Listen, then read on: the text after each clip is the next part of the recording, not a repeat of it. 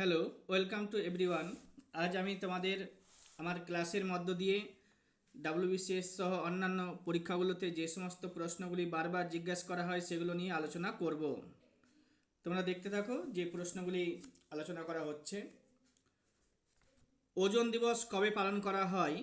এই প্রশ্নটা বারবার জিজ্ঞাসা করা হয়। 16ই সেপ্টেম্বর ওজোন দিবস পালন করা হয়। ভারতীয় বাঘ বাঁচানোর জন্য প্রজেক্ট টাইগার চালু করা হয়েছিল 1973 খ্রিস্টাব্দে। কাবেরী নদীর উৎপত্তি হয়েছে ব্রহ্মগিরি পর্বতমালার থেকে। তো এটা হচ্ছে কর্ণাটকে অবস্থিত। এই ব্রহ্মগিরি পর্বতমালা কর্ণাটকে, আর হচ্ছে কাবেরী নদী উৎপত্তি হচ্ছে কর্ণাটকে। এখানে কাবেরী নদীতে শিবসমুদ্রম জলপ্রপাত দেখতে পাবে। কাবেরী নদীতে শিবসমুদ্রম জলপ্রপাত দেখতে পাবে তোমরা। তাছাড়া ভারতের সবচেয়ে উঁচু যে জলপ্রপাত কুঞ্চিকল জলপ্রপাত, সেটা বরাহী নদীতে পাবে এবং সেটাও কিন্তু কর্ণাটকে রয়েছে। এছাড়াও যোগ জলপ্রপাত রয়েছে, যেটা শরাবতী নদীতে রয়েছে। যোগ জলপ্রপাত শরাবতী নদীতে রয়েছে, সেটাও কিন্তু আমরা কর্ণাটকে পাবো। এছাড়া আরও আছে ভারতে বর্তমানে মোট কতগুলো বায়োস্ফিয়ার রিজার্ভ রয়েছে? ভারতে বর্তমানে মোট 18টি বায়োস্ফিয়ার রিজার্ভ রয়েছে। মনে রাখতে হবে এই ক্লাসটা খুবই গুরুত্বপূর্ণ। তোমরা ক্লাসটা দেখবে, একটি ক্লাসের মধ্য দিয়ে প্রচুর পরিমাণে ইনফরমেশন তোমাদের কাছে সঞ্চিত হবে। ভারতের প্রথম বায়োস্ফিয়ার রিজার্ভ এর নাম কি? ভারতের প্রথম বায়োস্ফিয়ার রিজার্ভের নাম হচ্ছে নীলগিরি বায়োস্ফিয়ার রিজার্ভ, যেটা 1986 খ্রিস্টাব্দে প্রতিষ্ঠিত হয়েছিল। Nilgiri biosphere reserve. এবার হচ্ছে ভারতের সবচেয়ে বড় বায়োস্ফিয়ার রিজার্ভ যেটা রয়েছে কচ্ছের রনে রয়েছে, কচ্ছের রন বায়োস্ফিয়ার রিজার্ভ। সেটাও পরীক্ষাতে বারবার জিজ্ঞাসা করা হয়। ভারতের সবচেয়ে ছোট বায়োস্ফিয়ারের নামটাও মনে রাখো, Dibru Saikhowa biosphere reserve. Dibru Saikhowa biosphere reserve.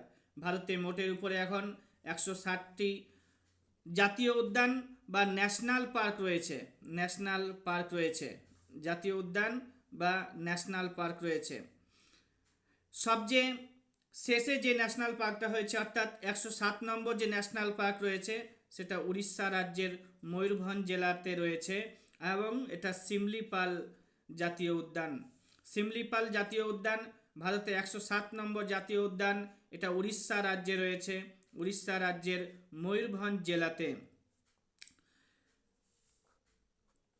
এবার হচ্ছে ভারতের দ্বিতীয় বৃহত্তম যে ন্যাশনাল পার্ক রয়েছে, সেটার নাম হচ্ছে রাজস্থানে রয়েছে, ডেজার্ট ন্যাশনাল পার্ক। ভারতের বৃহত্তম ন্যাশনাল পার্কটাও এর আগে আমি বলেছি। তো এটা তোমরা জেনে নাও, হেমিস ন্যাশনাল পার্ক, যেটা লাদাখে রয়েছে। Hemis national park, Hemis national park লাদাখে রয়েছে, ঠিক আছে, লাদাখে রয়েছে। মনে রাখতে হবে লাদাখ হচ্ছে আমাদের যে কেন্দ্রশাসিত অঞ্চলগুলি রয়েছে, ভারতে এখন 8টি কেন্দ্রশাসিত অঞ্চল রয়েছে। তার মধ্যে সবচেয়ে বড় ন্যাশনাল পার্ক কেন্দ্রশাসিত অঞ্চল লাদাখ হচ্ছে সবচেয়ে বড় কেন্দ্রশাসিত অঞ্চল।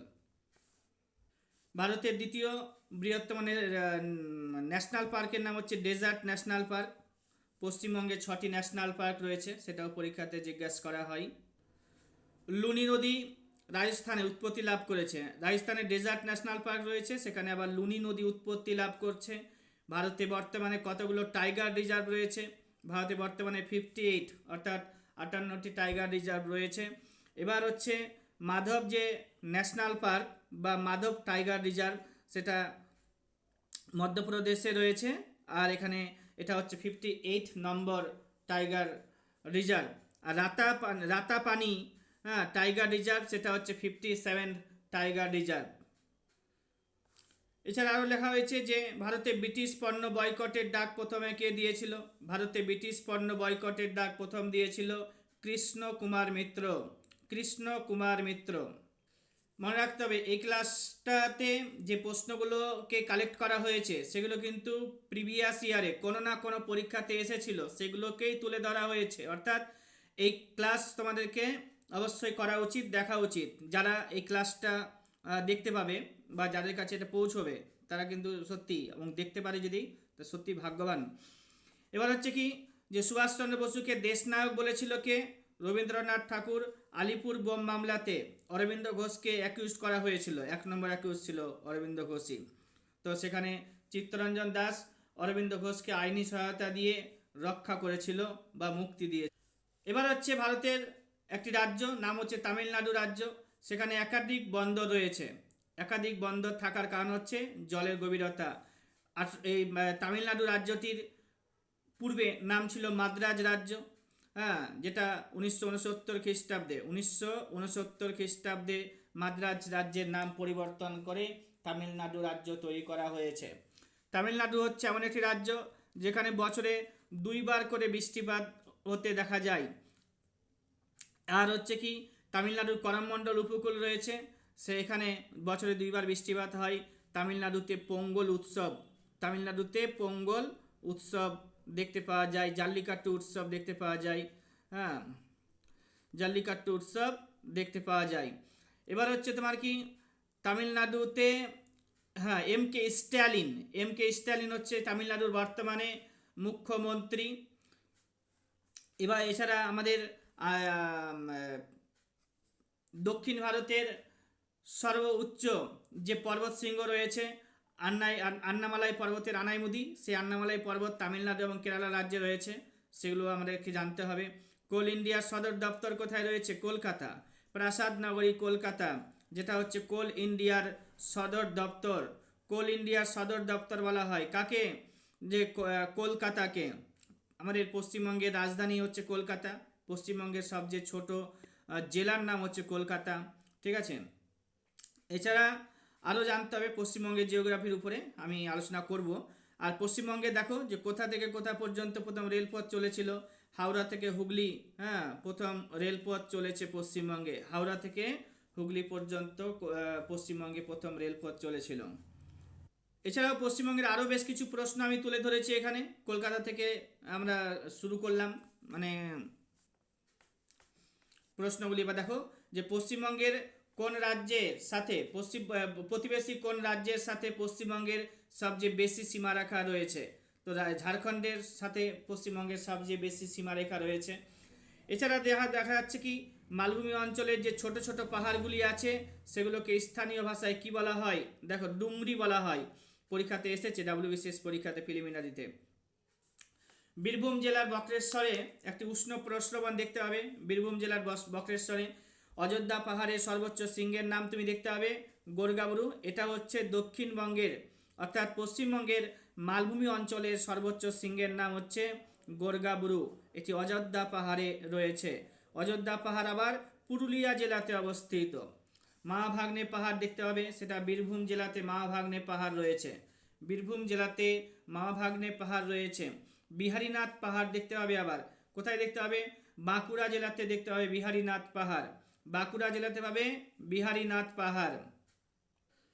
আরও বলে রাখি, যে সমস্ত ছেলেমেয়েরা এই ধরনের ক্লাস আমার কাছে করতে চাও, সরাসরি ক্লাস করতে পারবে অনলাইনে অথবা অফলাইনে। যারা ক্লাস করতে চাও তারা আমার কাছে সরাসরি যোগাযোগ করবে ফোন নাম্বারে থ্রুতে। দেখো বাঘমুন্ডি পাহাড়, পাঞ্চেত পাহাড়, ভান্ডারি পাহাড়, রঘুনাথপুর পাহাড়, এই সমস্ত পাহাড়গুলি কিন্তু পুরুলিয়া জেলাতে রয়েছে। এটা আসে পরীক্ষাতে। বাঘমুন্ডি পাহাড়টা বেশি করে আসে, আর পাঞ্চেত পাহাড়। বাঘমুন্ডি পাহাড় এবং পাঞ্চেত পাহাড় কোন জেলাতে রয়েছে? পুরুলিয়া জেলাতে রয়েছে। বেলপাহাড়ি, সেটা কোথায় রয়েছে? ঝাড়গ্রামে রয়েছে। তরাই শব্দের অর্থ কি? স্যাঁতস্যাঁতে নিম্নভূমি। দিয়ারা দেখতে পাওয়া যায় কোথায়? মালদহ জেলায়। কালেন্দ্রী নদী নাম শুনেছো? কালেন্দ্রী নদী, এই কালেন্দ্রী নদী মালদহ জেলাতে থাকবে। এই কালেন্দ্রী নদীর দক্ষিণ ভাগে নবীন পলি গঠিত যে ভূভাগ রয়েছে তাকে দিয়ারা বলা হয়। দিয়ারা বলা হয়, দিয়ারা। দিয়ারা কোথায় দেখতে পাওয়া যায়? তো মালদা জেলাতে তোমরা দিয়ারা দেখতে পাবে। যারা মালদার স্টুডেন্ট আছে তারা ঠিক এটা জানে। পশ্চিমবঙ্গের সর্বোচ্চ শৃঙ্গের নাম জানো? সান্দাকফু। আর পশ্চিমবঙ্গের মালভূমি অঞ্চলের সর্বোচ্চ শৃঙ্গের নাম কি বললাম? গোরগাবুরু, যেটা হচ্ছে অযোধ্যা পাহাড়ের গোরগাবুরু। উত্তরবঙ্গের দীর্ঘতম যে নদী মহানন্দা নদী, পরীক্ষাতে আসে অনেকবার এসেছে যে উত্তরবঙ্গের দীর্ঘতম নদীর নাম কি? মহানন্দা নদী। এটি কিন্তু পাগলা ঝোড়া উষ্ণ প্রস্রবণ থেকে সৃষ্টি লাভ করেছে। এটি দার্জিলিং জেলাতে রয়েছে। পাগলাঝোড়া উৎসপ্রসরণ সেখান থেকে উৎপত্তি লাভ করেছে মহানন্দা নদী। এটি উত্তরবঙ্গের দীর্ঘতম নদী। আর পশ্চিমবঙ্গের যে দীর্ঘতম নদী তার নাম কিন্তু হচ্ছে আমাদের গঙ্গা। ঠিক আছে, গঙ্গা হচ্ছে পশ্চিমবঙ্গের দীর্ঘতম নদী। ত্রাসের নদী দেখো, তিস্তাকে বলা হচ্ছে। দুঃখের নদী বলা হয় কাকে? দামোদরকে। পশ্চিমবঙ্গের দীর্ঘতম নদীর নাম গঙ্গা, একটু আগে বললাম। কংসাবতী নদীর উপনদী পরীক্ষাতে এসেছে একবার, WBCS পরীক্ষাতে। কুমারী হচ্ছে কংসাবতী নদীর উপনদী। কুমারী হচ্ছে কংসাবতী নদীর উপনদী। আরও দেখো যে কংসাবতী নদী এবং কুমারী নদীর সংযোগ স্থলে মুকুটমণিপুর বাঁধ রয়েছে। কংসাবতী এবং কুমারী নদীর সংযোগ স্থলে মুকুটমণিপুর বাঁধ রয়েছে। তেলাইয়া বাঁধ বরাকর নদীতে দেখতে হবে। হলদি নদী, কেলেঘাই নদী এবং কংসাবতী নদীর মিলিত প্রবাহ। কেলেঘাই নদী এবং কংসাবতী নদীর মিলিত প্রবাহের নাম হচ্ছে হলদি নদী। গন্ধেশ্বরী এবং ধলকিশোর হচ্ছে মিলিত মিলনস্থল দ্বারকেশ্বর। গন্ধেশ্বরী এবং ধলকিশোর নদী যে মিলিত হয়েছে সেটা কোথায়? তো দ্বারকেশ্বরে মিলিত হয়েছে। তোমরা মনে রাখবে যে আমার এই নোটস, হ্যাঁ, যারা পড়বে তাদেরকে কিন্তু ভুলভাল মানে তথ্য নাই, আর হচ্ছে বেশি কিছু নাই। যেগুলো দরকার, যেগুলো আমাদের খুবই দরকার, সেগুলোকে আমি কিন্তু তুলে ধরে রাখি। আমার সমস্ত নোটস যতগুলো PDF রয়েছে তৈরি করা, সমস্ত নোটস কিন্তু একদম যেগুলো প্রয়োজনীয়, যেগুলো পরীক্ষাতে এসেছে সেগুলোর উপরেই তৈরি করা হয়েছে। অর্থাৎ এই নোটসগুলোকে তোমাদের পড়া খুবই দরকারি। আরও দেখো যে ইন্টারিম, প্রথমবার যে ইন্টারিম গভর্নমেন্ট তৈরি হয়েছিল 1946 খ্রিস্টাব্দে, সবাই জানি আমরা। তো সেটা অ্যানাউন্স করা হয়েছিল 25 তারিখে অগাস্ট মাসে 1946 খ্রিস্টাব্দে। মনে রাখতে হবে আরও এক বছর পরে আমরা স্বাধীনতা লাভ করতে পেরেছি 1947 খ্রিস্টাব্দে। এবার হচ্ছে 1946 খ্রিস্টাব্দে আমরা সংবিধান সভা গঠন করতে পেরেছিলাম। তারপরে ওগুলো আমি আবার বলবো। এবার হচ্ছে দেখো হুইচ অ্যাক্ট এস্টাবলিশড রাজ্যসভা। তা আমাদের যে ভারত শাসন আইন বা গভর্নমেন্ট অফ ইন্ডিয়া অ্যাক্ট 1919 খ্রিস্টাব্দের যে মডেলিমিন্টো শাসন সংস্কার বা গভর্নমেন্ট অফ ইন্ডিয়া অ্যাক্ট 1919 ছিল, সেখানে আমাদের রাজ্যসভা গঠনের কথা বলা হয়েছিল। সেখানে আমাদের রাজ্যসভা গঠন এর কথা বলা হয়েছিল। এটা আসে পরীক্ষাতে, মনে রাখবে। আরও মনে রাখো যে রাজ্যসভাতে বর্তমানে আমাদের 250টা সিট রয়েছে। এটা একটা পার্মানেন্ট বডি। এখানে যারা সদস্য হয় তাদের মিনিমাম 30 বছর লাগে, আর 6 বছর হচ্ছে রাজ্যসভার সদস্যদের কার্যকালের মেয়াদ। রাজ্যসভা হচ্ছে আমাদের পার্লামেন্টেরই একটা অংশ। তোমরা সবাই জানো যে আমাদের পার্লামেন্ট গঠন করা হয় রাজ্যসভা, লোকসভা এবং রাজ্যসভাকে নিয়ে। রাষ্ট্রপতি, লোকসভা এবং রাজ্যসভাকে নিয়ে আমাদের পার্লামেন্ট গঠিত হয়। সেই পার্লামেন্টের একটি হাউস রয়েছে, তার নাম হচ্ছে রাজ্যসভা। রাজ্যসভাতে 250 জন মেম্বার থাকে। রাজ্যসভাতে যে চেয়ারম্যান হয় তার নাম হচ্ছে ভাইস প্রেসিডেন্ট। হ্যাঁ, রাজ্যসভাতে চেয়ারম্যান হয় ভাইস প্রেসিডেন্ট। রাজ্যসভাতে থাকে এমন একজন ব্যক্তি যে হচ্ছে ভাইস প্রেসিডেন্ট, তারই শুধুমাত্র কার্যকালের মেয়াদ হচ্ছে 5 বছর। আর হচ্ছে রাজ্যসভাতে 5 বছর। আর বাকি সমস্ত মেম্বার যে আরও রয়েছে 250 জন মেম্বার, তাদের কিন্তু কার্যকালের মেয়াদ হচ্ছে 6 বছর করে। এছাড়া আরও জানতে হবে যে রাজ্যসভাতে উপরাষ্ট্রপতি বললাম, উপরাষ্ট্রপতি পদাধিকার বলে আমাদের রাজ্যসভার চেয়ারম্যান হয়। আর রাজ্যসভাতে 12 জন মেম্বার যারা রাষ্ট্রপতির দ্বারা মনোনীত হয়। 12 জন মেম্বার রাষ্ট্রপতির দ্বারা মনোনীত হয়। Literature, arts, science and social service, এই 4টা ফিল্ড থেকে রাজ্যসভাতে 12 জন মেম্বারকে রাষ্ট্রপতি মনোনীত করে থাকে। সেই রাজ্যসভা গঠনের কথা বলা হলো কবে? 1919 খ্রিস্টাব্দের ভারত শাসন আইন বা মডেলিমিন্টো শাসন সংস্কারের মাধ্যমে। এবার মনে রাখতে পারো যে 1919 খ্রিস্টাব্দে আমাদের কী কী ঘটনাগুলি ঘটেছিল। 1919 খ্রিস্টাব্দে আমাদের যেটা হলো খিলাফত আন্দোলন চালু হয়েছিল। খিলাফত আন্দোলন চালু হয়েছে, হ্যাঁ, খিলাফত আন্দোলন চালু হয়েছিল 1919 খ্রিস্টাব্দে। এই খিলাফত আন্দোলনের হেড ছিল, মানে পরিচালনা করছিল, সেখানে আবার গান্ধীজিকে করা হয়েছিল খিলাফত আন্দোলনের মানে কর্মসূচি গ্রহণ করার বা আন্দোলন পরিচালনার মুখ্য একজন ব্যক্তি হিসেবে গান্ধীজিকে। এছাড়া 1919 খ্রিস্টাব্দে আমরা পেয়েছি যে রাওলাট আইন পাস করেছিল ইংরেজরা, যেটা হচ্ছে আমাদের কালা আইন নামে পরিচিত। এছাড়া 1919 খ্রিস্টাব্দে 13 তারিখে এপ্রিল মাসে, কত বললাম, 13 তারিখে এপ্রিল মাসে, 1919 খ্রিস্টাব্দের 13 তারিখে এপ্রিল মাসে জালিয়ানওয়ালাবাগের হত্যাকাণ্ড ঘটল। জালিয়ানওয়ালাবাগের হত্যাকাণ্ড ঘটানো হয়েছিল মাইকেল ও ডায়ার ও জেনারেল আর ডায়ার দুজন মিলে আমাদের জালিয়ানওয়ালাবাগের হত্যাকাণ্ড ঘটিয়েছিল। সেই মাইকেল ও ডায়ারকে আমাদের সর্দার উধম সিং, এই মাইকেল ও ডায়ারকে সর্দার উধম সিং 1940 খ্রিস্টাব্দে, কথা বললাম 1940 খ্রিস্টাব্দে কোথায়, ইংল্যান্ডে গিয়ে হত্যা করেছিল এবং সর্দার উধম সিং সেখানে, সর্দার উধম সিংয়ের সেখানে আবার ফাঁসি হয়েছিল।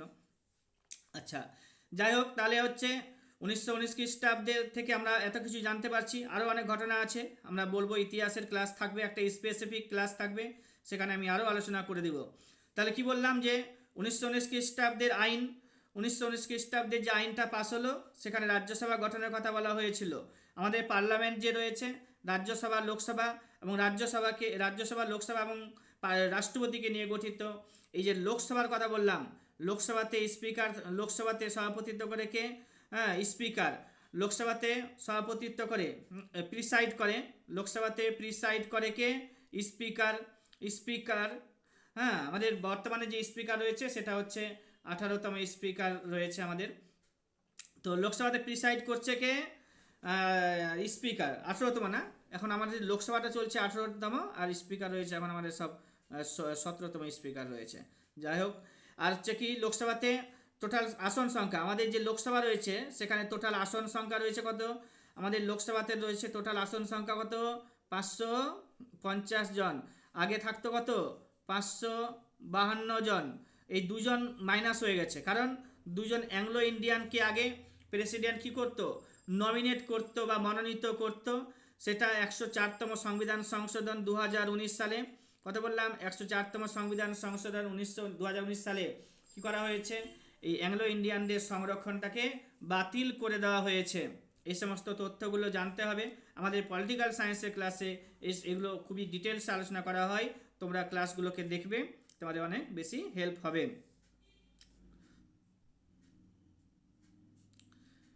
এছাড়া পরে আমার প্রশ্নটা কি রয়েছে দেখো, which act during British India gave the power to the president to issue ordinance, ordinance জারি করার যে ক্ষমতা, সেটা 1935 খ্রিস্টাব্দের ভারত শাসন আইন, 1935 খ্রিস্টাব্দের ভারত শাসন আইনে অর্ডিন্যান্স জারি করার ক্ষমতা প্রেসিডেন্টকে দেওয়া হয়েছিল।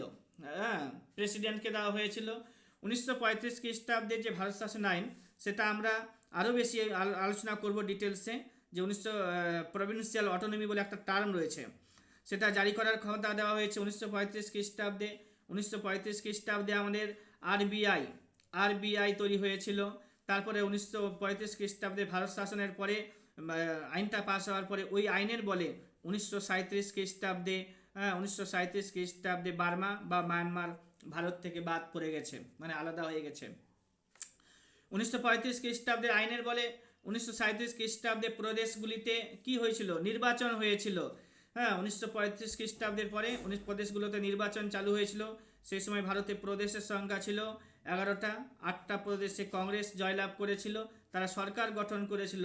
এবং এই সরকার, এই যে 11টা প্রভিন্স, সেই সময় সরকারগুলোকে বলা হতো কি, সরকারের হেডকে বলা হতো প্রধানমন্ত্রী। সেই সময় ভারতে 11টা প্রধানমন্ত্রী ছিল। আরও কি জানবো আমরা, যে সরকারটা গঠন হয়েছিল সেই সরকার আবার 1939 খ্রিস্টাব্দে, কথা বললাম 1939 খ্রিস্টাব্দে 22 তারিখে ডিসেম্বর মাসে, 1939 খ্রিস্টাব্দে 1939 খ্রিস্টাব্দে 22 তারিখে ডিসেম্বর মাসে সরকার থেকে পদত্যাগ করেছিল। এবং এই দিনটাকে মুসলিম লীগ মুক্তি দিবস হিসেবে পালন করেছিল। কেন তারা, এই যে সরকার গঠন করলো 1937 খ্রিস্টাব্দে, তারা কেন পদত্যাগ করে দিল? এই পদত্যাগ করার কারণ হচ্ছে 1939 খ্রিস্টাব্দে চালু হয়েছিল, কি চালু হয়েছিল, দ্বিতীয় বিশ্বযুদ্ধ শুরু হয়েছিল।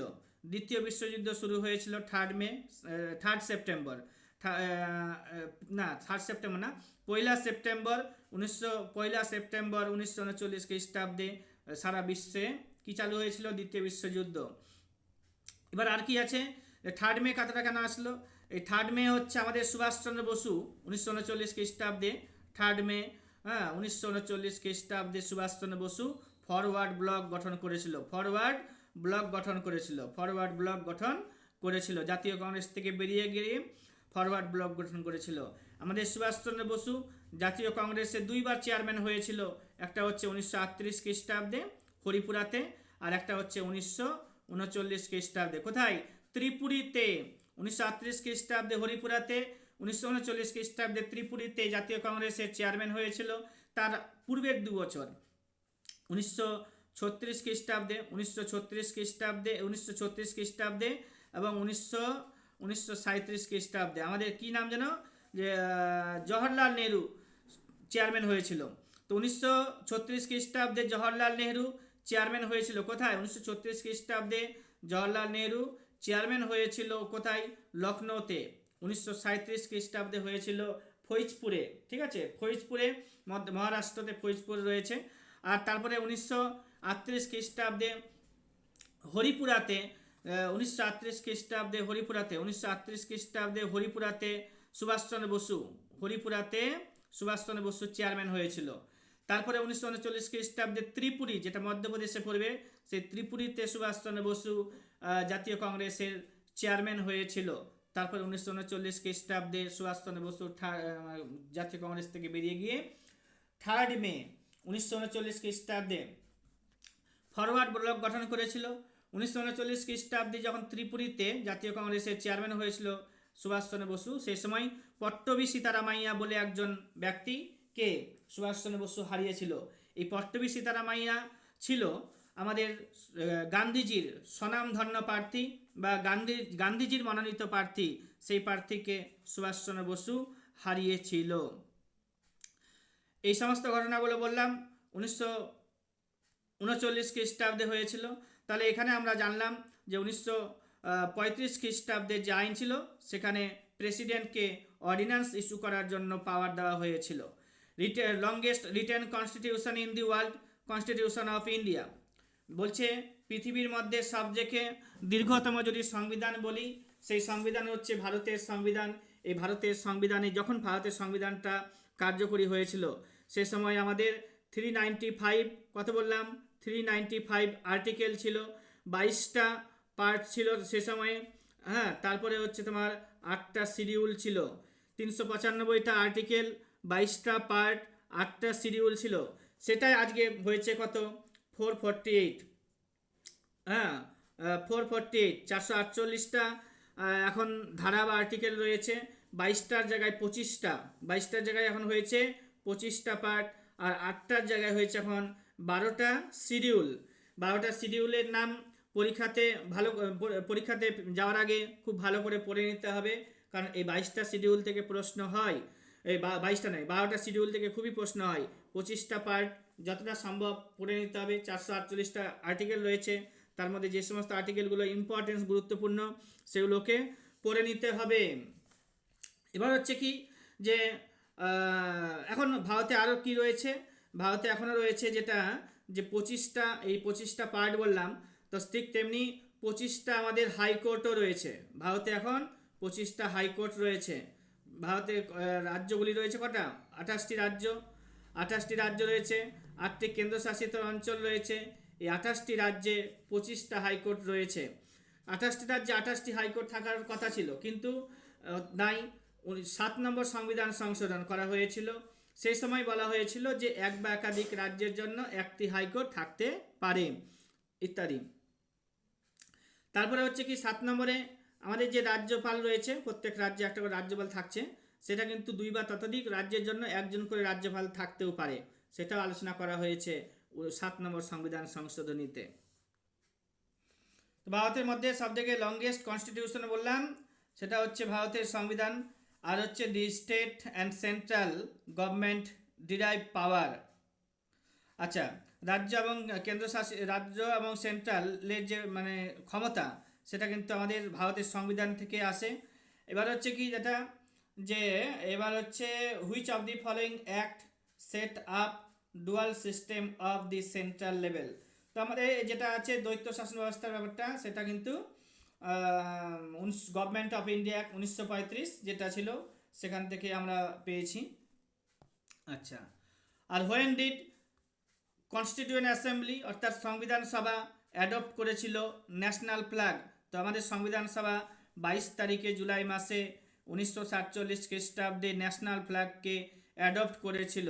আর কি আছে যে when was the Indian Independence Act passed by the British Parliament? British পার্লামেন্টে 18 তারিখে জুলাই মাসে 1947 খ্রিস্টাব্দে ভারতের স্বাধীনতা আইনটি পাস হয়েছিল। আর কি আছে যে হাউ উই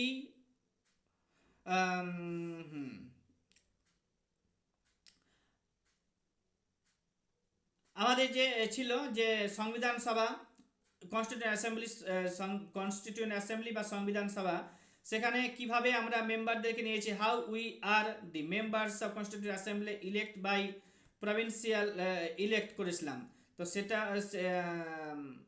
এখানে উইটা কাটা যাবে, how are the members of the constituent assembly elect by provincial assembly. তো হচ্ছে প্রভিন্সিয়াল যে অ্যাসেম্বলিগুলো ছিল সেখান থেকে সংবিধান সভাতে মেম্বারগুলোকে ইলেক্ট করে পাঠানো হয়েছিল, এগুলো জানতে হবে আমাদের। তারপরে হচ্ছে কি যে under which act bicameral legislature was made for the first time by the মানে বাইক্যামেরাল লেজিসলেচার এর কথা বলা হয়েছে প্রথমবার, যেটা হচ্ছে তোমার কি 1919 খ্রিস্টাব্দের যে ভারত শাসন আইন পাস হয়েছিল সেখানে। আর ডুয়াল সিস্টেম অফ গভর্নমেন্টের কথা বলা হয়েছিল 1935 খ্রিস্টাব্দের ভারত শাসন আইনের মাধ্যমে, ডুয়াল সিস্টেম অফ গভর্নমেন্ট। আর হচ্ছে বাইক্যামেরাল লেজিসলেচার গঠনের কথা বলা হয়েছে, বাইক্যামেরাল লেজিসলেচারের কথা বলা হয়েছে কবে, 1919 খ্রিস্টাব্দের ভারত শাসন আইনের মাধ্যমে। এছাড়া স্মলেস্ট ডিস্ট্রিক্টের নাম পড়তে হবে তোমাদেরকে। ভারতে একমাত্র স্মলেস্ট ডিস্ট্রিক্ট হচ্ছে মাহে, এটা পন্ডিচেরি যে আমাদের কেন্দ্রশাসিত অঞ্চল রয়েছে, মাহে, ইয়ানাম, পন্ডিচেরি আর হচ্ছে কোচি। তো হচ্ছে তোমার কি এই যে আজ মাহে, এই মাহে হচ্ছে আমাদের ভারতের সবথেকে ছোট্ট জেলা, যেটা হচ্ছে পন্ডিচেরি কেন্দ্রশাসিত অঞ্চলে অবস্থান করছে। আচ্ছা, গেল এটাও। আরও বলছি বেশ কিছু গুরুত্বপূর্ণ জিকে, যেমন কলকাতা বন্দর, এটা হচ্ছে নদী বন্দর। ভারতের বৃহত্তম কয়লা খনির নাম কি সেটা তোমরা বলবে আমাকে। এবার হচ্ছে কি যে ভারতের কোন রাজ্যে সবচেয়ে বেশি পরিমাণে লৌহ আকরিক উৎপাদিত হয়? লৌহ আকরিক উৎপাদনে যে শ্রেষ্ঠ জেলা আছে মানে পশ্চিমবঙ্গ ভারতের মধ্যে প্রথম উড়িষ্যা। ধোঁয়াধর জলপ্রপাত পরীক্ষাতে কতবার এসেছে? নর্মদা নদীতে আছে। ভারতের বিজ্ঞান নগরী বেঙ্গালুরু, হাজারবার এসেছে এই পরীক্ষাতে। এটাও সিলিকন ভ্যালি ও বেঙ্গালুরু। হীরাকুদবাদ মহানদীতে কতবার এসেছে? গারো পর্বত ভারতের কোন রাজ্যে রয়েছে? মেঘালয় রাজ্যে রয়েছে। ভিতরকণিকা কোথায় রয়েছে? উড়িষ্যাতে রয়েছে। পল্লবদের রাজধানীর নাম কি? কাঞ্চিপুরম। পাণ্ড্যদের রাজধানীর নাম কি? মাদুরাই। প্রথম বৌদ্ধ সংগীতি কোথায়? রাজগৃহতে। দ্বিতীয় বৌদ্ধ সংগীতি কোথায়? বৈশালীতে। তৃতীয় বৌদ্ধ সংগীতি কোথায়? পাটলিপুত্রে। চতুর্থ বৌদ্ধ সংগীতি কোথায়? জলন্ধরে। তারপরে হচ্ছে মৌর্য বংশের শেষ সম্রাটের নাম পরীক্ষাতে আসে। মৌর্য বংশের শেষ সম্রাট বৃহদ্রথ মত্তবিলাস প্রহসন প্রথম মহেন্দ্র বর্মন। তোমাদের উচিত শুধুমাত্র ভিডিওটাকে বারবার দেখা, কারণ এই ধরনের কালেকশন করা জিকেগুলো, হ্যাঁ, একটা ভিডিওতে তোমাদের অনেকগুলো প্রশ্ন পরীক্ষাতে কমন আসবে। তো তোমরা দেখতে থাকো। আরও যে হচ্ছে তোমার দিল্লিতে যে লালকেল্লা রয়েছে, লালকেল্লা কোথায় রয়েছে? দিল্লিতে। এবার হচ্ছে ওখানে লালকেল্লাতে মতি মসজিদ নির্মাণ করেছিল কে? লালকেল্লার অন্দরে মতি মসজিদ ঔরঙ্গজেব, যে 1707 খ্রিস্টাব্দে, কথা বললাম 1707 খ্রিস্টাব্দে মারা গিয়েছিল ঔরঙ্গজেব। আর হচ্ছে তার পিতার নাম হচ্ছে শাহজাহান। এই শাহজাহানকে বন্দি করেছিল, যার কারণে প্রশ্ন এসেছিল একবার WBCS পরীক্ষাতে যে দিল্লির কোন মোগল সম্রাট পুত্রের দ্বারা বন্দী হয়েছিলেন? তো ঔরঙ্গজেব। আর ঔরঙ্গজেব বন্দি করেছিল শাহজাহানকে কত? 1658 খ্রিস্টাব্দে। তারপরে হচ্ছে 8 বছর জেল খেটে মানে শাহজাহান 1666 খ্রিস্টাব্দে মারা গেছে। এই প্রশ্ন পরীক্ষাতে জিজ্ঞাসা করা হয়েছে। মীনাক্ষীর মন্দির কোথায় রয়েছে? মাদুরাইতে রয়েছে। মীনাক্ষীর মন্দির কোথায় রয়েছে? মাদুরাইতে রয়েছে। এছাড়া আরও জিজ্ঞাসা করা হবে যে কৌলিন্য প্রথা কে চালু করেছিল? কৌলিন্য প্রথা চালু করেছিল বল্লাল সেন। কৌলিন্য প্রথা কে চালু করেছে? বল্লাল সেন। তারপরে আরও কি আছে যে হচ্ছে তোমার অশোককে বৌদ্ধ ধর্মে দীক্ষা কে দিয়েছিল? উপগুপ্ত দিয়েছিল। দাগহুলিয়া কে চালু করেছিল? আলাউদ্দিন খলজি চালু করেছিল। অষ্টদিগ্গজ নামে সভা কার দরবার অলঙ্কৃত করত? রাজা কৃষ্ণ দেব রায় এর সভা অলঙ্কৃত করত কে? অষ্টদিগ্গজেরা। ওইছাড়া আরও জানতে হবে যে ভারতবর্ষে সর্বপ্রথম কৃষি মন্ত্রণালয়কে স্থাপন করেছিল মোহাম্মদ বিন তুগলক। ইতিহাসে এই মোহাম্মদ বিন তুগলক পাগলা রাজা নামে বিখ্যাত। এবার হচ্ছে কি দিল্লি থেকে দৌলতাবাদে সে রাজধানী স্থানান্তরিত করেছিল পিতাকে হত্যা করে, মানে হত্যা করে বলতে কি পিতাকে ষড়যন্ত্র করে মেরে ফেলে মোহাম্মদ বিন তুগলক সিংহাসনে বসেছিল। এই মোহাম্মদ বিন তুগলকের পরে ফিরোজ শাহ তুগলক তার ভাই সিংহাসনে বসেছিল। আরও লাগবে যে কোন শক রাজা সৌরাষ্ট্রে গুরুত্বপূর্ণ সেচ সংস্কারের কাজ করেছিলেন? সৌরাষ্ট্রে গুরুত্বপূর্ণ সেচ সংস্কারের কাজ করেছিল যে তার নাম শক রাজা রুদ্রদামন। সেফটি ভাল্ব তত্ত্ব কে প্রচার করেছিল? এ.ও. হিউম। লর্ড ডাফরিনের সময় জাতীয় কংগ্রেস প্রতিষ্ঠিত হয়েছিল 1885 খ্রিস্টাব্দে। লর্ড ডাফরিন 1884 সাল থেকে 88 সাল পর্যন্ত ভারতে ভাইসরয় হিসেবে ছিল। ঢাকার নবাবের নাম শুনেছ? পুলিন বিহারী দাস। সে ঢাকা অনুশীলন সমিতি গঠন করেছিল পুলিন বিহারী দাস। আর ঢাকার নবাব সলিমুল্লাহ খান 1905 খ্রিস্টাব্দে, কত বললাম 1905 খ্রিস্টাব্দে কি জানে না 1905 না 1906 খ্রিস্টাব্দে মুসলিম লীগ তৈরি করেছিল।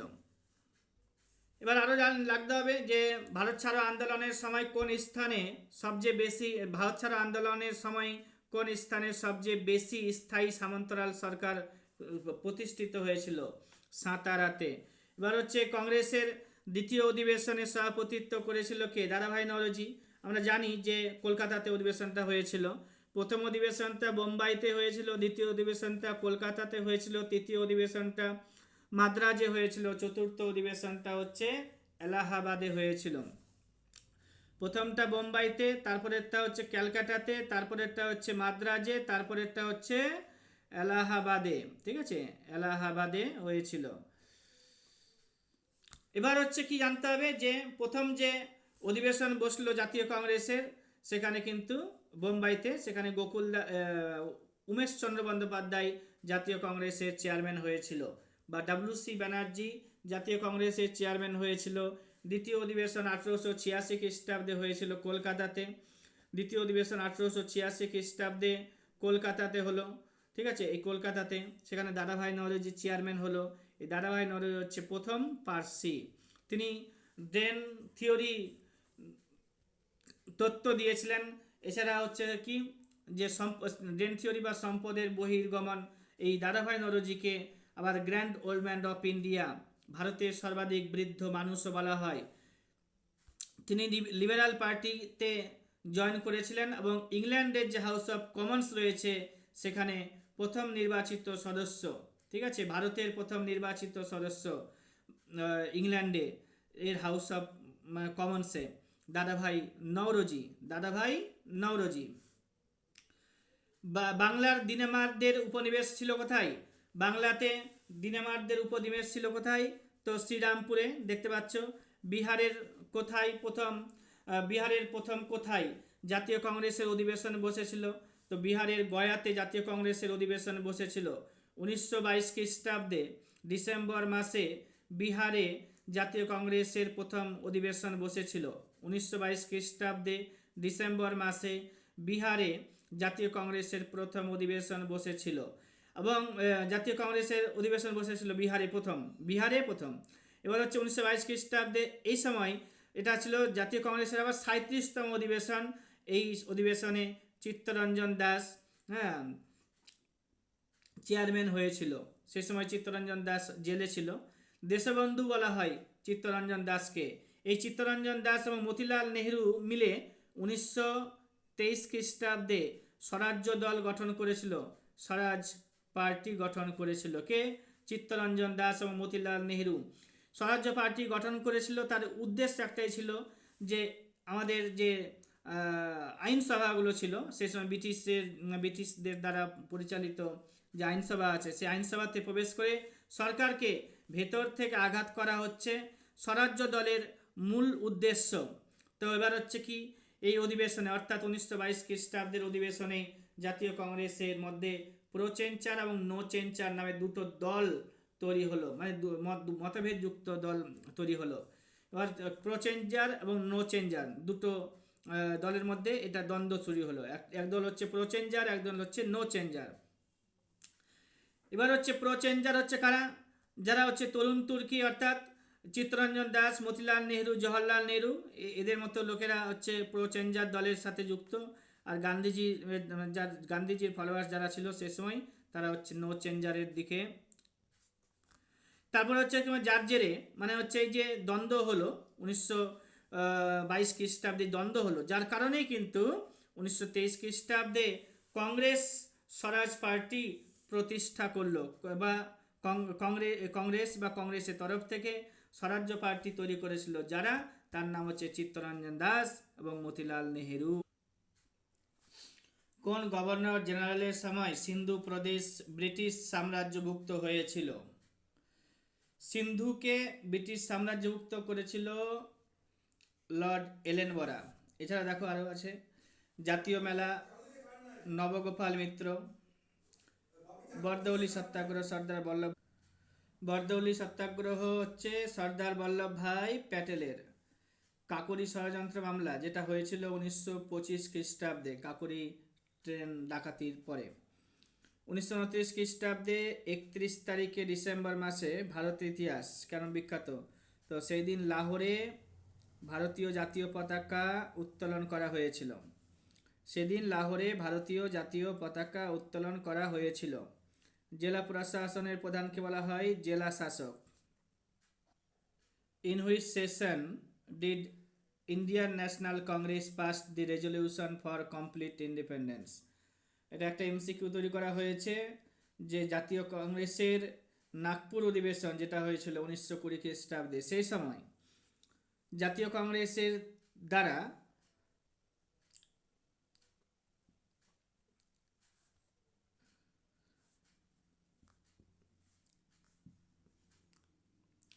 বলেছে যেটা কমপ্লিট ইন্ডিপেন্ডেন্সের ব্যাপারটা যেটা ছিল সেটা হচ্ছে এখানে দাগানো ভুল হয়েছে। লাহোর যে হয়েছিল 1929 খ্রিস্টাব্দে লাহোর অধিবেশনে কমপ্লিট ইন্ডিপেন্ডেন্সের ব্যাপারে আলোচনা করা হয়েছিল। আর অসহযোগ আন্দোলন যেটা আমরা চালু করেছিলাম 1920 খ্রিস্টাব্দে, সেটা Nagpur session of Indian national Congress, ওইখানে রেজলিউশনটা পাস করা হয়েছিল যে আমরা আন্দোলনটা চালাবো। আর 1924 খ্রিস্টাব্দে গান্ধীজি বেলগাঁও অধিবেশনে কি হয়েছিল? চেয়ারম্যান হয়েছিল বা সভাপতি হয়েছিল। আর 1931 খ্রিস্টাব্দে জাতীয় কংগ্রেসের করাচিতে অধিবেশন হয়েছিল, সেই সময় সর্দার বল্লভভাই প্যাটেল জাতীয় কংগ্রেসের চেয়ারম্যান হয়েছিল। এই জিনিসগুলোকে লাগবে। কি বললাম তাহলে? 1931 খ্রিস্টাব্দে জাতীয় কংগ্রেসের করাচি অধিবেশনে সর্দার বল্লভভাই প্যাটেল চেয়ারম্যান হয়েছিল। 1929 খ্রিস্টাব্দে লাহোর অধিবেশন হয়েছিল, সেই সময় জওহরলাল নেহেরু চেয়ারম্যান ছিল। আর সেখানে কমপ্লিট ইন্ডিপেন্ডেন্সের রেজলিউশন পাস করা হয়েছিল ইন্ডিয়ান ন্যাশনাল কংগ্রেসের তরফ থেকে। 1924 খ্রিস্টাব্দে বেলগাঁও অধিবেশন, বেলগাঁও কর্ণাটকে অবস্থিত, সেই কর্ণাটকে জাতীয় কংগ্রেসের চেয়ারম্যান হয়েছিল আমাদের গান্ধীজি। আর 1920 খ্রিস্টাব্দে নাগপুর সেশনে অসহযোগ আন্দোলন চালু করার যে রেজলিউশনটা সেটা পাস করেছিল। মতিলাল নেহেরু জাতীয় কংগ্রেসের কলকাতা অধিবেশনে 1928 খ্রিস্টাব্দে সভাপতি হয়েছিল। মতিলাল নেহেরু জাতীয় কংগ্রেসের কলকাতা অধিবেশন 1928 খ্রিস্টাব্দে হয়েছিল এবং সেই সময়ে সভাপতি হয়েছিল। জওহরলাল নেহেরু 1929 খ্রিস্টাব্দে জাতীয় কংগ্রেসের লাহোর অধিবেশনে জাতীয় কংগ্রেসের সভাপতি হয়েছিলেন এবং এই অধিবেশনে পূর্ণ স্বরাজ্যের দাবি তোলা হয়েছিল বা কমপ্লিট ইন্ডিপেন্ডেন্সের দাবি তোলা হয়েছিল, যেটা একটু আগেও আলোচনা করা হলো। এবার কি হচ্ছে টোটাল রিভলিউশন যদি বলি বা সম্পূর্ণ ক্রান্তি বা টোটাল ক্রান্তি, এটা জয়প্রকাশ নারায়ণ করেছিলেন। আর টোটাল রিভলিউশন বা সম্পূর্ণ ক্রান্তি জয়প্রকাশ নারায়ণ করেছিলেন। এটা করেছিলেন কবে? 1974 খ্রিস্টাব্দে 5 তারিখে জুন মাসে বিহারের পাটনার গান্ধী ময়দান থেকে। ঠিক আছে, এবার হচ্ছে রায়তওয়ারি বন্দোবস্ত মাদ্রাজ থেকে করা হয়েছিল। হেক্টর মুনরো আর ক্যাপ্টেন আলেকজান্ডার রিড দুজনে মিলে রায়তওয়ারি বন্দোবস্ত চালু করেছিল। কোথায়? তো মাদ্রাজে। মাদ্রাজ হচ্ছে দক্ষিণ ভারতে। ঠিক আছে, আমাদেরকে এই প্রশ্নগুলো দেখতে হবে বারবার, আর হচ্ছে মনে রাখতে হবে। তোমরা যতবার সম্ভব এই ভিডিওটাকে দেখবে। গদর পার্টি কোথায় প্রতিষ্ঠিত হয়েছিল? আমেরিকার সান ফ্রান্সিসকো থেকে। সান ফ্রান্সিসকোতে তৈরি হয়েছিল। লালা হরদয়াল প্রতিষ্ঠা করেছিল। আর সান ফ্রান্সিসকোতে এর হেডকোয়ার্টার ছিল। 1913 খ্রিস্টাব্দে গদর যে পার্টিটা গঠন করা হয়েছিল তার প্রেসিডেন্ট ছিল কে? সোহন সিং ভাকনা। 1913 খ্রিস্টাব্দে গদর পার্টির প্রেসিডেন্ট হয়েছিলেন সোহন সিং ভাকনা। গদর পার্টি কোথায় প্রতিষ্ঠিত হয়েছিল? আমেরিকার সান ফ্রান্সিসকোতে। কে করেছিল? লালা হরদয়াল। সাল কত? 1913 খ্রিস্টাব্দে। ঠিক আছে, গদর পার্টি যে গঠন করা হয়েছিল 1913 খ্রিস্টাব্দে, তার প্রথম নাম ছিল কি? Pacific coast Hindustan association. তারপর আরো জানতে হবে যে 1948 খ্রিস্টাব্দে যে দল তৈরি হলো 1913 খ্রিস্টাব্দে, সেটা 1948 সালের পর থেকে আর থাকলো না তার অস্তিত্ব। গদর পার্টি বাদ হয়ে গেল। দেখো আরো আছে সার্ভেন্টস অফ ইন্ডিয়া সোসাইটি। 1905 খ্রিস্টাব্দে প্রতিষ্ঠা করেছিল গোপাল কৃষ্ণ গোখলে। পুনা সার্বজনিক সভা প্রতিষ্ঠা করেছিল মহাদেব গোবিন্দ রানাডে। আনহ্যাপি ইন্ডিয়া রচনা করেছিল লালা লাজপত রায়। লালা লাজপত রায় 1927 খ্রিস্টাব্দে তৈরি সাইমন কমিশন এর বিরোধিতা করার সময় পুলিশের লাঠির আঘাতে চোট পেয়ে মারা যান 1928 খ্রিস্টাব্দে। পাঞ্জাব ন্যাশনাল ব্যাংক প্রতিষ্ঠা করেছিলেন লালা লাজপত রায়। আর প্রথম খাতা খুলেছিলেন পাঞ্জাব ন্যাশনাল ব্যাংকের, পরীক্ষাটা আসে। লালা লাজপত রায় পাঞ্জাব ন্যাশনাল ব্যাংকের প্রথম মানে পার্টনার বা মানে customer. Servants of people society, servants of India society তৈরি করেছিল গোপাল কৃষ্ণ গোখলে 1905 সালে জাতীয় কংগ্রেসের অধিবেশনের সময়। আর সার্ভেন্টস অফ পিপুল সোসাইটি করেছে কে? Lala Lajpat Rai. Servants of India society Gopal Krishna Gokhale. Servants of people society হচ্ছে Lala Lajpat Rai. All India Trade Union Congress প্রতিষ্ঠা করেছিল তিনজন লোকের নাম রাখতে হবে। দেওয়ান চমনলাল, এন এম জোশী আর জোসেফ বাপতিস্তা। এই তিনজনের নাম মনে রাখো। যে দেওয়ান চমনলাল, এন এম জোশী, জোসেফ বাপতিস্তা, এই তিনজন মিলে All India Trade Union Congress AITUC গঠন করেছিল বা প্রতিষ্ঠা করেছিল। এবং এআইটিইউসির চেয়ারম্যান হয়েছিল 1920 খ্রিস্টাব্দে। হ্যাঁ, কে? আমাদের লালাজি, অর্থাৎ লালা লাজপত রায়। লেখাও আছে আমার এখানে। অল ইন্ডিয়া ট্রেড ইউনিয়ন কংগ্রেসের প্রথম সভাপতি 1920 খ্রিস্টাব্দে আইটিওসি গঠিত হয়েছিল। তার প্রথম সভাপতি হয়েছিলেন লালা লাজপত রায়। বালগঙ্গাধর তিলককে ভারতের অস্থিরতার জনক বলা হয়। আর যিনি বলেছিলেন তার নাম ভ্যালেন্টাইন চিরল। আর 3টি গোলটেবিল বৈঠকেই যোগদান করেছিল কে? বি আর আম্বেদকর আর তেজ বাহাদুর সাপরু।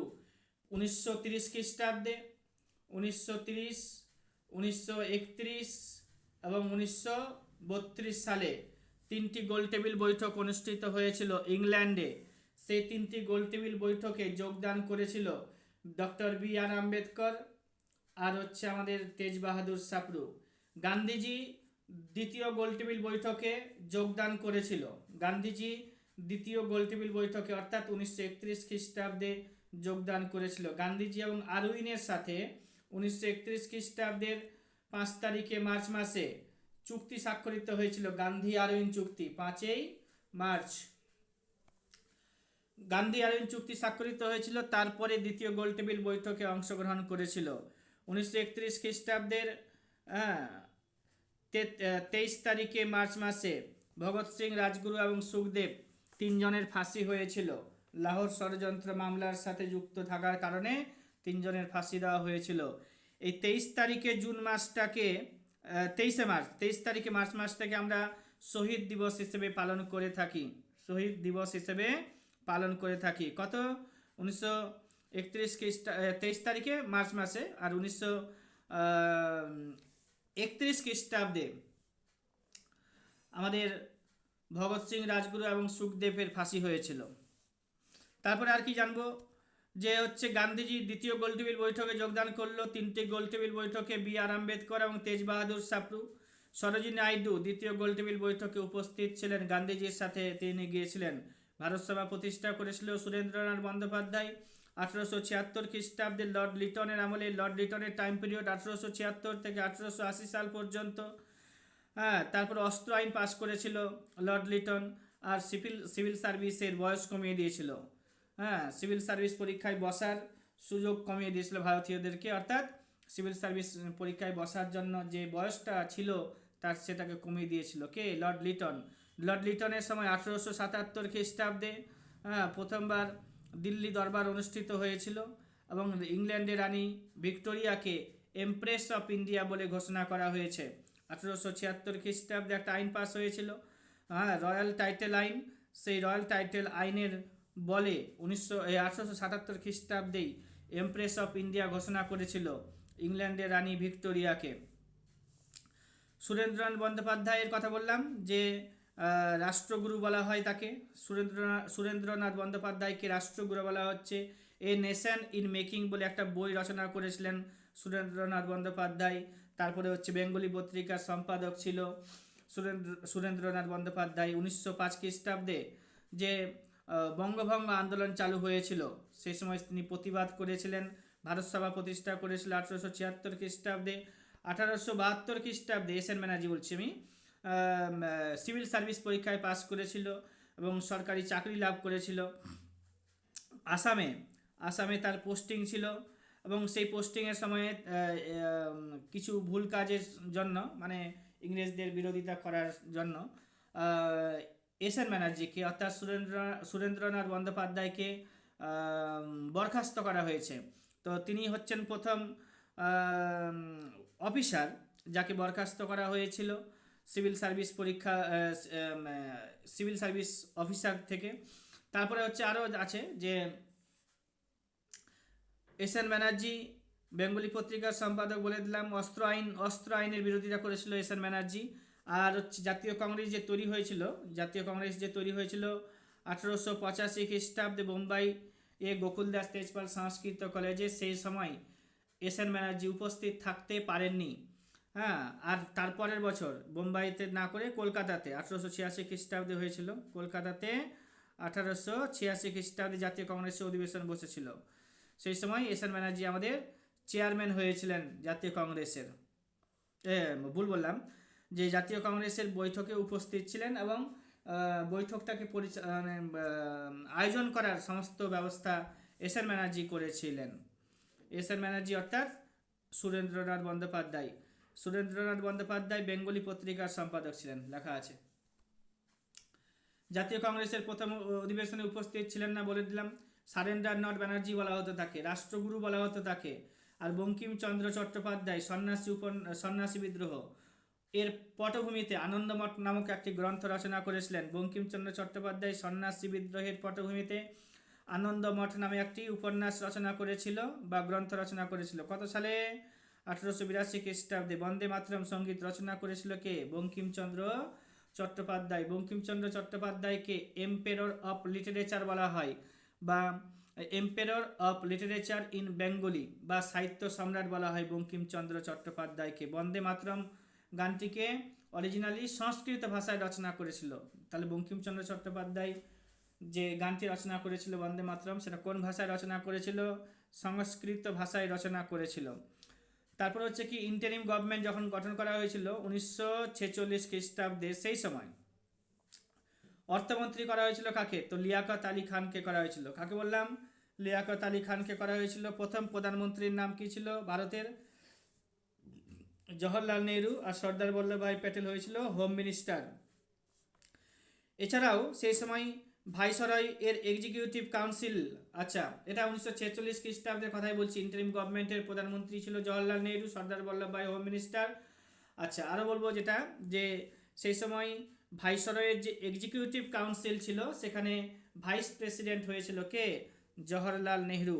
এছাড়া এই সময় লিয়াকত আলী খান, কি বললাম, লিয়াকত আলী খান কি ছিল? সেই সময় অর্থমন্ত্রী ছিল, লেখা আছে ওই অর্থমন্ত্রী ইন্টারিম গভর্নমেন্টের। আর এই লিয়াকত আলী খান যখন ভারত বিভাগ হলো, ভারত পাকিস্তান ভাগ হলো, সেই পাকিস্তান যে নতুন রাষ্ট্র দেশ তৈরি হলো, সেই সময় লিয়াকত আলী খান পাকিস্তানের প্রথম প্রধানমন্ত্রী হয়েছিলেন। আরও জানবেন যে জাতীয় কংগ্রেসের দ্বিতীয় অধিবেশন হয়েছিল কলকাতাতে। হ্যাঁ, সে সময় দাদাভাই নওরোজি জাতীয় কংগ্রেসের চেয়ারম্যান হয়েছিল, লেখা আছে। দাদাভাই নওরোজি সভাপতিত্ব করেছিলেন। 434 জন, প্রথমটাতে ছিল 72 জন মেম্বার প্রেজেন্ট, পরেরটাতে হচ্ছে 434 জন মেম্বার উপস্থিত থাকলো। তাদের মধ্যে 33 জন মুসলিম ডেলিগেট মেম্বার ছিল। কথা বললাম, 33 জন মুসলিম ডেলিগেট বা মেম্বার ছিল। চম্পারণ সত্যাগ্রহ হয়েছে কত সালে? তো 1917 খ্রিস্টাব্দে চম্পারণ সত্যাগ্রহ হয়েছিল, গান্ধীজি করেছিল বিহারের চম্পারণে। ব্রিটিশ সরকারের এগ্রিকালচারাল পলিসির বিরুদ্ধে এই আন্দোলন করা হয়েছিল। কোন আন্দোলন? চম্পারণ সত্যাগ্রহ আন্দোলন। কি ব্যাপারে? তো ব্রিটিশ সরকারের যে এগ্রিকালচারাল পলিসি ছিল সেটাকে চেঞ্জ করার জন্য। আচ্ছা, গান্ধীজি সফলভাবে আন্দোলনটিকে সম্পন্ন করতে পেরেছিলেন। তিন কাঠিয়া ব্যবস্থা যেটা আছে না, সেটা মানে চম্পারণ সত্যাগ্রহ আন্দোলন নীল চাষের সাথে যুক্ত, এটি গান্ধীজি চেঞ্জ করেছিল। এবার হচ্ছে তোমার কি, এই আন্দোলনে যুক্ত ছিলেন জয়প্রকাশ নারায়ণ, রাজেন্দ্র প্রসাদ, মহাদেব দেশাই, নরহরি পারেখ। এই নামগুলো কিন্তু মনে রাখতে হবে। জয়প্রকাশ নারায়ণ, রাজেন্দ্র প্রসাদ, মহাদেব দেশাই, নরহরি পারেখ প্রমুখ ব্যক্তিগণ এই আন্দোলনের সাথে যুক্ত ছিল, মানে চম্পারণ সত্যাগ্রহ আন্দোলনের সাথে যুক্ত ছিল।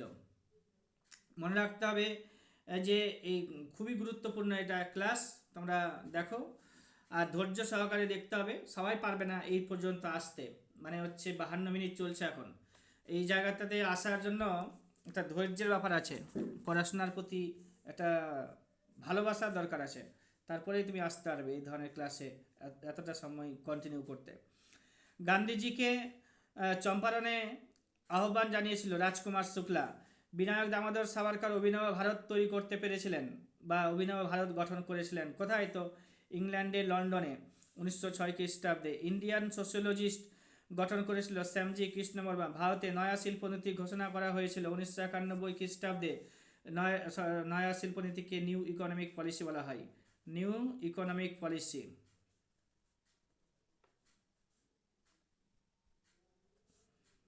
ঠিক আছে, আমার কাছে পড়লেই কিন্তু পাস, সরকারি চাকরি হতেই হবে।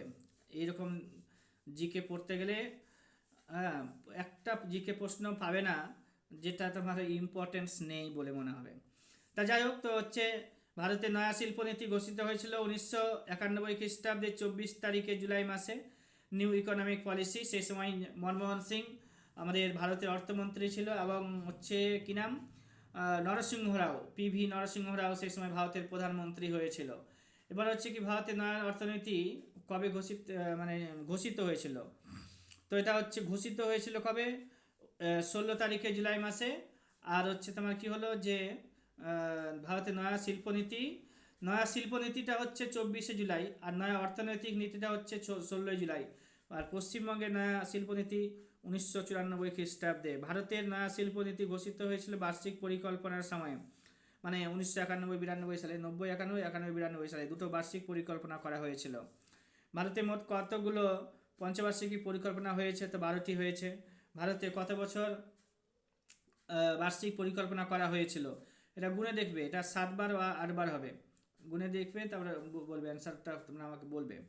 ভারতে বর্তমানে 100% FDI, foreign direct investment allow করা হয়েছে। আর হচ্ছে 1991 সালে যে ফেরা, এফইআরএ, ফরেন এক্সচেঞ্জ ম্যানেজমেন্ট অ্যাক্ট, আইনটি প্রণীত হয়েছিল তাতে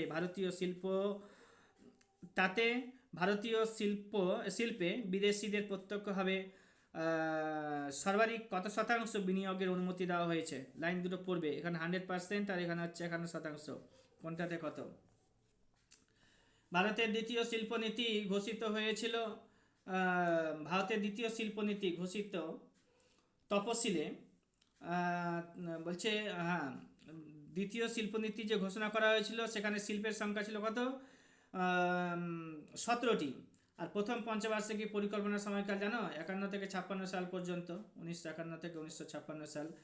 পরিকল্পনার ছুটির কাল বলা হয় কোন পঞ্চবার্ষিকী পরিকল্পনাকে? তো চতুর্থ পঞ্চবার্ষিকী পরিকল্পনার সময়কাল ছিল 66 থেকে 67, 67 থেকে 68, 68 থেকে 69। এই 3 বছর কিন্তু বার্ষিক পরিকল্পনা করা হয়েছিল, পরিকল্পনার ছুটির কাল করা হয়েছিল ঘোষণা।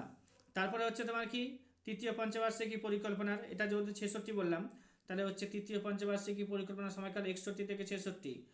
প্রথমটা হচ্ছে 51 থেকে 56, তারপরে 56 থেকে 61, তৃতীয়টা হচ্ছে 61 থেকে 66, তারপরে 3 বছর ছুটির কাল 66 থেকে 69, 69 থেকে 74 হচ্ছে চতুর্থ পঞ্চবার্ষিকী পরিকল্পনার সময়কাল। 74 থেকে 79 ছিল পঞ্চম পঞ্চবার্ষিকী পরিকল্পনার সময়কাল, কিন্তু 78 সালে 1978 খ্রিস্টাব্দে পঞ্চম পঞ্চবার্ষিকী পরিকল্পনাকে বাতিল করে দেওয়া হয় এবং দুটো রোলিং প্ল্যান করা হয়।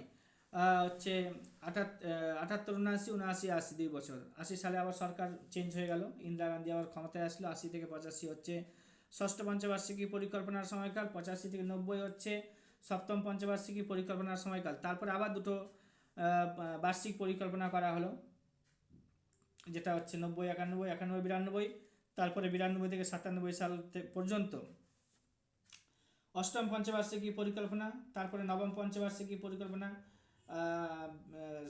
97 থেকে 2 সাল পর্যন্ত। 2 থেকে 7 হচ্ছে দশম পঞ্চবার্ষিকী পরিকল্পনা। 7 থেকে 12 হচ্ছে একাদশ পঞ্চবার্ষিকী পরিকল্পনা। 12 থেকে 17 সাল পর্যন্ত হচ্ছে দ্বাদশ পঞ্চবার্ষিকী পরিকল্পনা। এই ধরনের তথ্য মনে রাখতে হবে। এর মাঝে যে সমস্ত ঘটনা ঘটেছে ইকোনমিক্সের ক্ষেত্রে সেগুলোকে পড়ে রাখতে হবে। এবার স্বাধীন ভারতের প্রথম শিল্পনীতি ঘোষিত হয়েছে 1948 খ্রিস্টাব্দে। স্বাধীন ভারতের দ্বিতীয় শিল্পনীতি 1956 খ্রিস্টাব্দে ভারতে, অর্থাৎ পরাধীন ভারতে প্রথম শিল্পনীতি লর্ড রিপনের সময় হয়েছিল। আর 81 খ্রিস্টাব্দে আর হচ্ছে 1891 খ্রিস্টাব্দে দ্বিতীয় শিল্পনীতি ঘোষণা করা হয়েছিল। এবার হচ্ছে কি ভারতের অর্থনীতিতে সবুজ বিপ্লবের প্রথম পর্যায় যদি বলা হয়, তো 66 থেকে 67 সাল ভারতে ভূমি সংস্কারের কর্মসূচি গৃহীত হয়েছিল প্রথম যোজনাকালে। কিষাণ ক্রেডিট কার্ড 98-99 সালে ভারতবর্ষের কৃষিতে অনেকের মতে সবুজ বিপ্লবের দ্বিতীয় পর্যায় শুরু হয়েছিল 1883-84 খ্রিস্টাব্দে। ভারতবর্ষে কোন ধরনের ইকোনমি দেখতে পাওয়া যায়? তো মিক্সড ইকোনমি দেখতে পাওয়া যায় বা মিশ্র অর্থনীতি দেখতে পাওয়া যায়। ভারতের অর্থনীতিতে খাদ্যশস্য উৎপাদনের স্বয়ংক্রিয়তা অর্জন। ভারতের অর্থনীতিতে কি হয়েছে দেখা গেল, খাদ্যশস্য উৎপাদনে সেলফ রিলায়েন্স অর্জন করতে পেরেছে। ন্যাশনাল ডেভেলপমেন্ট কাউন্সিল বা এনডিসি গঠিত হয়েছিল 1952 খ্রিস্টাব্দের 6 তারিখে অগস্ট মাসে। পরিকল্পনা কমিশন কত সালে গৃহীত হয়েছে? 1950 খ্রিস্টাব্দের 15 তারিখে মার্চ মাসে।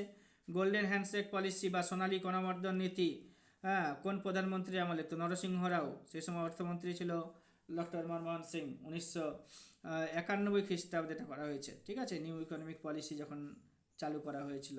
Voluntary retirement of service same lord PV Narasimha Rao সে সময় প্রধানমন্ত্রী, আর হচ্ছে আমাদের মনমোহন সিং সে সময় অর্থমন্ত্রী, আর সালটা হচ্ছে 1991 খ্রিস্টাব্দ। পশ্চিমবঙ্গে সেচের অযোগ্য জমির ক্ষেত্রে জোতের ঊর্ধ্বসীমা 57 বিঘা। এই লাইনগুলোকে পড়বে। তারপরে হচ্ছে কি পশ্চিমবঙ্গে 1978 খ্রিস্টাব্দে অপারেশন বর্গা নামক একটি আইন সম্মত কর্মসূচি গৃহীত হয়েছে। তোমরা কালেকশনগুলোকে দেখো কি ধরনের তথ্য এখানে ধরা হয়েছে। ইস্কো যেটা আছে, টাটা আয়রন, ইস্কো কারখানা যেটা আছে সেটা tata iron and steel company. IISCO না, এটা TISCO, tata iron and steel company. IISCO না, এটা টিস্কো হবে, TISCO, tata iron and steel company. কত সালে কোথায় স্থাপিত হয়েছে? তো 1907 খ্রিস্টাব্দে জামশেদপুরে।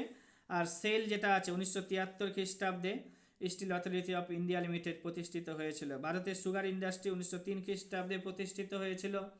ভারতে প্রথম কোথায় পাট শিল্প গড়ে স্থাপিত হয়েছে? তো পশ্চিমবঙ্গের ইসরাতে প্রথম। ভারতে প্রথম কোথায় বস্ত্রশিল্প স্থাপিত হয়েছে? তো পশ্চিমবঙ্গের ঘুষুরিতে বস্ত্রশিল্প। এগুলো আসে পরীক্ষাতে। ভারতের সর্বশিক্ষা অভিযান কত সালে চালু হয়েছে? 2000 খ্রিস্টাব্দে নভেম্বর মাসে।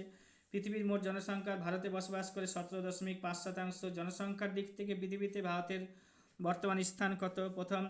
কেন্দ্রীয় মন্ত্রী পরিষদ কার নিকট যৌথভাবে দায়িত্বশীল থাকে? তো দায়িত্বশীল বা রেসপন্সিবল থাকে তো লোকসভার কাছে।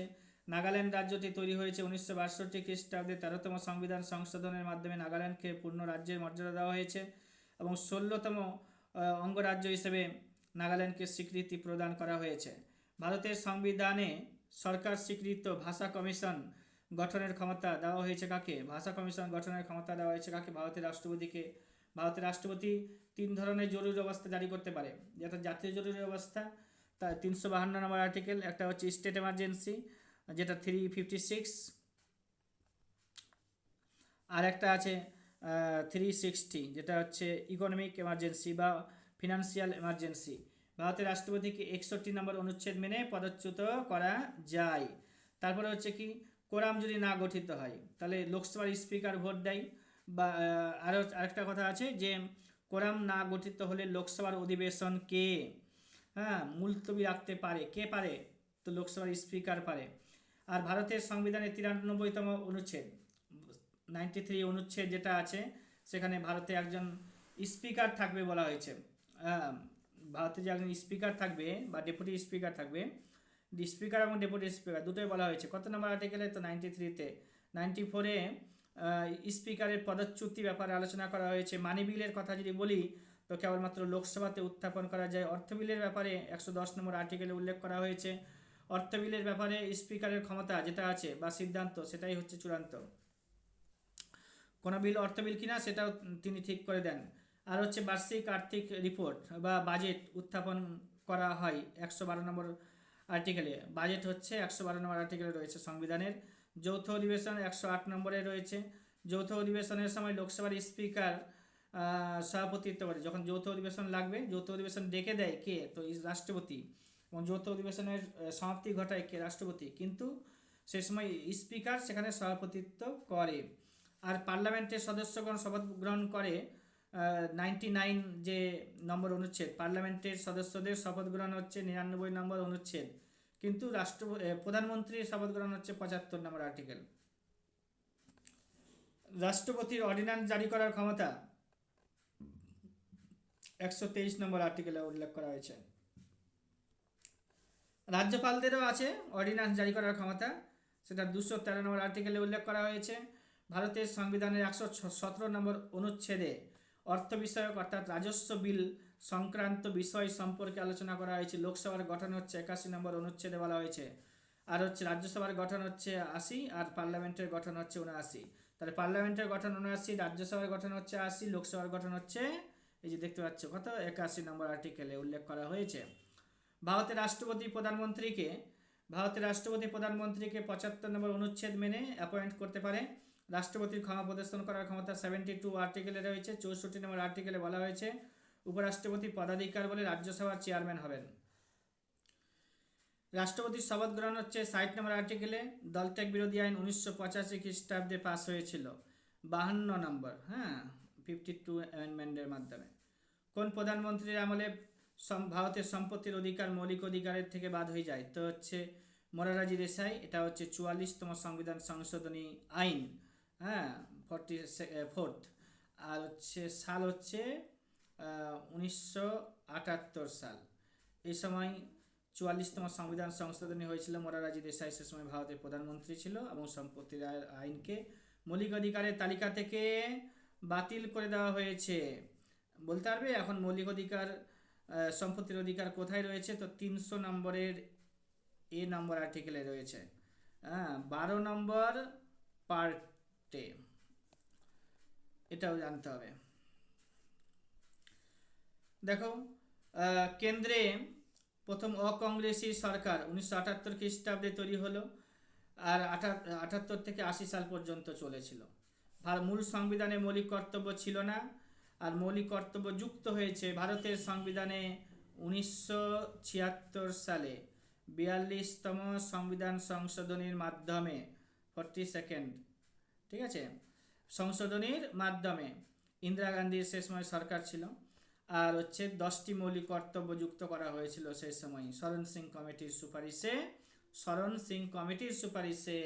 42তম সংবিধান সংশোধনের মাধ্যমে ভারতের মৌলিক কর্তব্যগুলোকে যুক্ত করা হয়েছিল 10টি। বর্তমানে ভারতে সংবিধানে 11টি মৌলিক কর্তব্য রয়েছে। 1976 খ্রিস্টাব্দে 10টি, আর 86তম সংবিধান সংশোধন 2002 সালে আরও একটি মৌলিক কর্তব্য যুক্ত করা হয়েছে, বর্তমানে 11টি রয়েছে।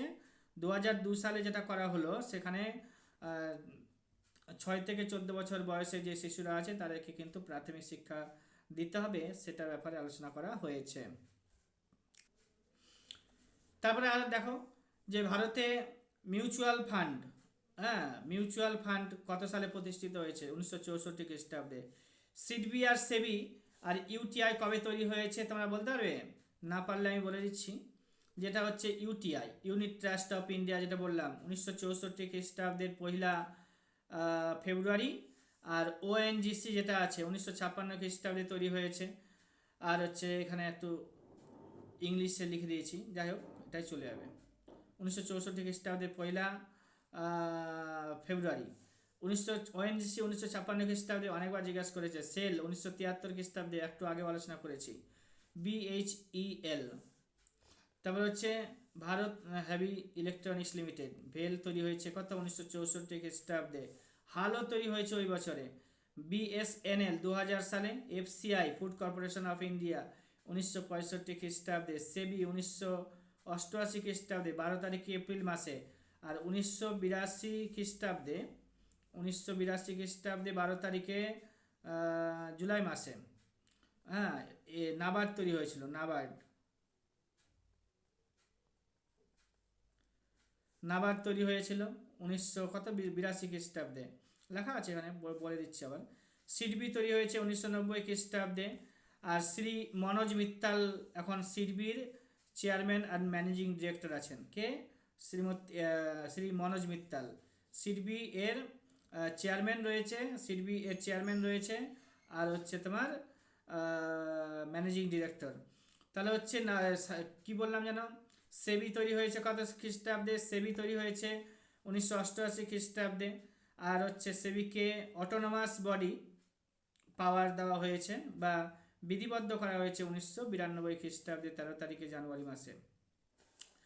আরও জানতে হবে যে ভেল বললাম, ভেল হচ্ছে কত? 1964 খ্রিস্টাব্দে ভেল। হাল বললাম কত খ্রিস্টাব্দে? 64 খ্রিস্টাব্দে। BSNL 2000 খ্রিস্টাব্দে। FCI 1965 খ্রিস্টাব্দে।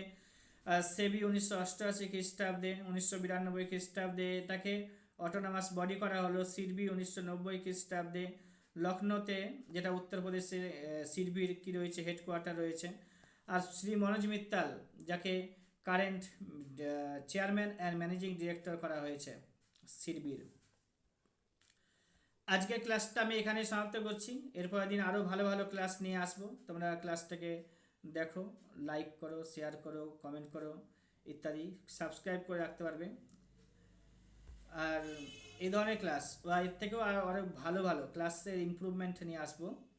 আর যা পেয়েছো দেখে নাও, যে 1 ঘন্টা সময় ব্যয় করার পরে যদি এত ইনফরমেশান পাও আমার কাছে, তাহলে যদি তুমি 1টা বছর আমার কাছে ইনভেস্ট করো, তাহলে তোমাকে কতটা পরিমাণে তথ্য দিতে পারি। তো যাই হোক, ধন্যবাদ সবাইকে ভিডিওটা দেখার জন্য। যদি কমপ্লিট দেখে থাকো, যারা পুরোটাই দেখে থাকছে তাদেরকে ধন্যবাদ জানানো হচ্ছে অনেক। আর যদি কারোর ইচ্ছা থাকে যে আমার কাছে ক্লাস করবে, তাহলে আমার কাছে যোগাযোগ করো। আমার নম্বর একটা রয়েছে, ওই নম্বরের সাথে। Good night.